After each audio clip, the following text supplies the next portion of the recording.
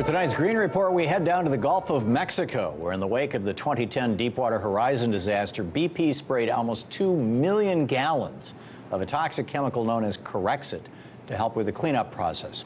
Although Corexit had been deployed by fossil fuel companies in other disaster situations, this was its largest ever single use.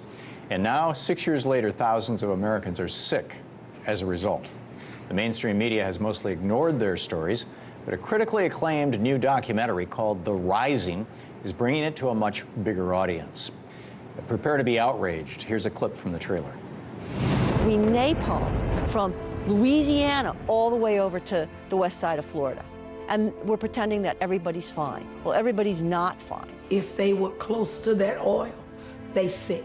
You wake up in the morning and pull her sheets back, and the bed's full of skin. They call her Scab Girl at school.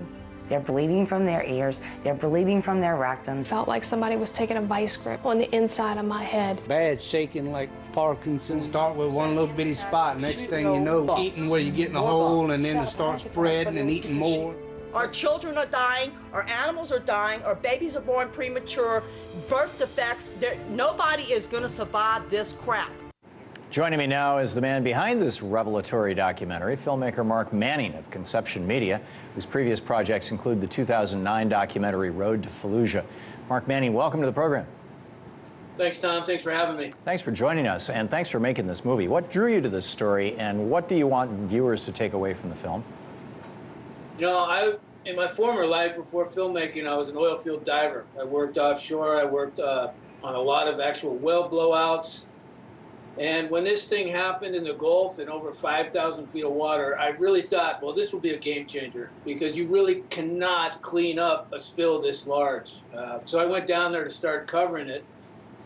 I was unprepared for the chemical response they were going to use. I just didn't think that that was a possibility in this day and age, that a company would be allowed to spray, like you said, over 2 million gallons of a toxic material, over 200 million gallons of toxic oil, without doing any health testing, without doing any pre-testing on human health effects, even though they knew this was what they were going to do, it turns out. So it was kind of a no-brainer for me. You got to cover that story when you know so much about the background. When this happened, the argument was made by the company that manufactured Corexit or sold it or whatever, that we were not allowed to know what was actually in this stuff because it was a trade secret. Is that still the case, or have we figured out what chemicals Corexit is made up out of? You know, we've gotten what they say is in it. So if you can believe the manufacturer, I really don't know. I think one of the biggest problems here is what is uncovered here that you know, and some of your viewers I think know, is that for this kind of operation, they have flipped the burden of proof to the average American to have to prove what they're doing is dangerous. You have to prove that you've been harmed. A company like this doesn't actually have to prove that what they're doing is safe. And that allowed a foreign corporation, no less, to expose millions and millions of Americans to the risk of chemical illness without regulation. Yeah. They did it with EPA and government approval. Amazing. I want to play a clip from your film talking about Corexit and its toxicity. Here it is. For 2 years, BP, the federal government, and the state have basically denied that there's any human health issues. What our government was allowing them to spray on us was this toxin that had been banned in 30 other countries already. Basically, BP came in here with it looks like with the government's approval and sprayed chemicals on us that they don't know what's going to happen to us. And in the Corexit of the safety data sheet, and you know, in sections 311 and 312, the material safety data sheet requirements, our hazard evaluation has found this product to be hazardous. Mark, if that's all true, why was this allowed to happen? Yeah, isn't that a question? I think what we're really trying to cover up here is that we have to go more and more extreme to keep on oil. And that gets more and more dangerous. And if you can hide the harm, you can get more permits. So I think this was allowed to happen because what it really covered up is that these kind of oil spills cannot be cleaned up. They just can't be cleaned up without poisoning people. And that's where we are right now. If you know anything about offshore oil and you've ever been on a spill where they have these mechanical booms, they're called, mechanical ways to clean up oil, they don't work. They don't work in sea states. They don't work in rough water. And anywhere you're going to be drilling in deep water, you're going to have rough water. So what they've done is they've hidden the fact of how extremely dangerous these operations have become, and they've hidden the harm.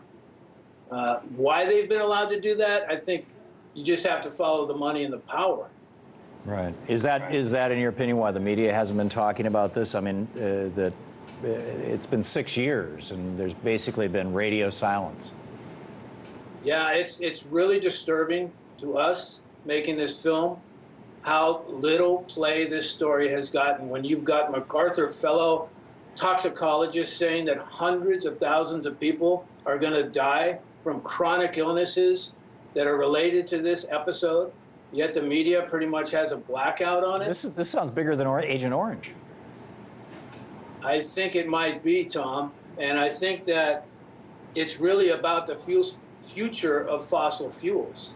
You know, we've got all the easy stuff. We've got all the shallow wells. We've got all the shallow water oil. Now we have to do this deep water. We have to do extreme oil. And if the truth comes out about how dangerous this is, then we can flip this whole conversation. So what we're trying to do with this film is we're trying to show the real harm. And we're trying to show that you have to connect human health consequences to the future of oil development. Mark, and if you do that, then we start to have a conversation that I think gets us to where we really need to go. Yeah, in our final little less than a minute, can you tell us about ALERT, A-L-E-R-T?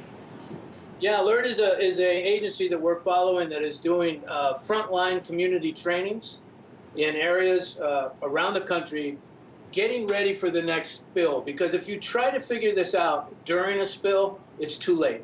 If a spill's already happened, it's too late. So what they're trying to do is train community people and to really get people to do blood tests, to do all the work prior to a spill, so when it happens, you've got the power, you've got the voice, and you know what to do. That sounds great. You know, Mark Manning. Mark, thanks so much for being with us tonight. Okay, Tom, thank you.